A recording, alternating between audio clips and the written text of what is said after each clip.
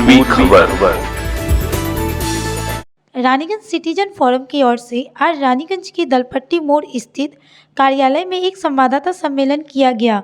बताया गया है कि सिटीजन फोरम की ओर से कई बार रानीगंज को सब डिवीज़न बनाने की मांग की गई है, परंतु अभी तक इसका कोई परिणाम नहीं निकला। सिटीजन फोरम की सचिव प्रदीप नंदी ने बताया कि আপনারা বিশেষ করে সাংবাদিক ভাইরা যারা এসছেন তাদেরকে আমাদের রানীগঞ্জ সিটিজেন ফোরামের পক্ষ থেকে জানাই অভিনন্দন, ভালোবাসা, প্রণাম। আজকে আমরা এখানে সবাই মিলে একসঙ্গে হয়েছি একটাই কারণে যে আগামী 28 তারিখে আমরা একটা ধর্নার আয়োজন করেছি বোরো 2 অফিসের সামনে, যার জন্য পুরো রানীগঞ্জবাসীকে আমরা আহ্বান জানাচ্ছি। সেদিন আপনারা সবাই আসুন, এসে বিশেষ করে আমাদের এই ধর্না যেটা হবে 28 তারিখে বেলা 11টার থেকে মানে সকাল 11টার থেকে 1টা অবধি আমরা প্রতীক ধর্নার একটা আয়োজন করেছি। আর 1906 সালে যখন আমাদের এই রানীগঞ্জটাই একটা সাব ডিভিশন ছিল, তারপরে হঠাৎ সেই সাব ডিভিশনটাকে গভর্নমেন্ট তুলে নেওয়ার পরে এখনও অবধি কিন্তু আমাদের সেই সাব डिवीजन मर्यादा फिरिए देवा हयनी।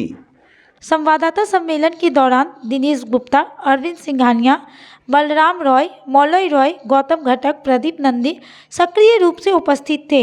संगठन के कार्यकारिणी अध्यक्ष गौतम घटक ने बताया कि এই সাংবাদিক সম্মেলনের মাধ্যমে গোটা রানীগঞ্জবাসীর কাছে যে আবেদন জানাচ্ছি সেটা হচ্ছে যে 28 তারিখ বোরো 2-র সামনে যে ধর্না হচ্ছে সেই ধর্নায় যাতে সবাই আসেন, সামিল হন এবং তাদের মতামত ব্যক্ত করেন।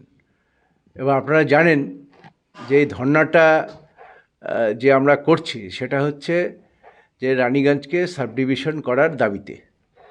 এই দাবিটা কি করে এলো এটা হয়তো সবাই জানতে চায়। এটা সমগ্র রানীগঞ্জবাসীর দাবি এবং রানীগঞ্জবাসীর মধ্যে যেমন সিটিজেন্স ফোরামের মধ্যে বহু মানুষ যুক্ত আছে, Raniganj chamber of commerce, jewellery association, cloth merchant association, এখানকার আরও যে বড় বড় ক্লাবগুলো আছে, সেই প্রত্যেকটি ক্লাব এবং এনজিও সবাই, প্রত্যেকের নাম আমি করতে পারছি না, 50-60টা এরকম এনজিও এবং সংস্থা সিটিজেন্স ফোরামের সঙ্গে যুক্ত। এ সবাই মিলে বসে আমরা সিদ্ধান্ত নিয়েছি যে রানীগঞ্জকে সাব ডিভিশন করতে হবে। এখন ঘটনা হচ্ছে যে এই রানীগঞ্জ শহর থেকেই কিন্তু প্রথম আওয়াজ উঠেছিল যে বর্ধমান জেলাকে ভাগ করে আসানসোল ডিস্ট্রিক্ট করতে হবে। রানীগঞ্জ থেকে দাবি উঠেছিল এবং সেই দাবি ধীরে ধীরে আসানসোল, দুর্গাপুর বিভিন্ন অঞ্চলে ছড়িয়ে পড়ে এবং গভর্নমেন্ট একটা সময় বাধ্য হয় এটাকে ডিস্ট্রিক্টটাকে ভাগ করে পশ্চিম বর্ধমান ডিস্ট্রিক্ট তৈরি করতে। এবং পশ্চিম বর্ধমান ডিস্ট্রিক্ট যখন তৈরি হলো, স্বভাবতই প্রশ্ন আসছে যে একটা ডিস্ট্রিক্টের মধ্যে অন্তত 4টে সাব ডিভিশন থাকা উচিত, 4টে না হলে 3টে, এবং 3টের মধ্যে রানীগঞ্জ হচ্ছে প্রধান দাবিদার। রানীগঞ্জ এই জন্যই প্রধান দাবিদার যে রানীগঞ্জে একসময় সাব ডিভিশন ছিল 1846 সাল থেকে 1906 পর্যন্ত আমরা যা ডকুমেন্ট দেখেছি। তারপর রানীগঞ্জ এটা সাব ডিভিশনটা শিফট হয়ে যায় এবং শিফট হওয়ার পর রানীগঞ্জের যে উন্নয়ন হওয়ার কথা ছিল, রানীগঞ্জে কিন্তু সেরকম কোনো উন্নয়ন হয়নি। যে গভর্নমেন্টই এসছে রানীগঞ্জ কিন্তু বঞ্চিত থেকে গেছে। আমরা বলতাম, আমরা ঠাট্টা করে রানীগঞ্জের মানুষ বলতো যে ADDA, Asansol Durgapur development authority, একদিকে হচ্ছে ডি, একদিকে এ, আর আমরা মাঝখানে কোনো কিছুই আমাদের এখানে হতো না। রাস্তাঘাট নির্মাণ, শহরের এক্সটেনশন, ভালো জলের ব্যবস্থা, অন্য সমস্ত কিছু ব্যবস্থা রানীগঞ্জ কিন্তু বঞ্চিত হয়েছে।